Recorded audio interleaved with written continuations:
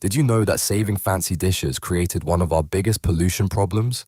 In 1886, Josephine Cochrane was furious. Her servants kept breaking her precious china during washing, so she invented the first mechanical dishwasher to protect her fine plates. Her brilliant machine revolutionized kitchens worldwide and made cleaning safer and faster. But here's the twist nobody saw coming.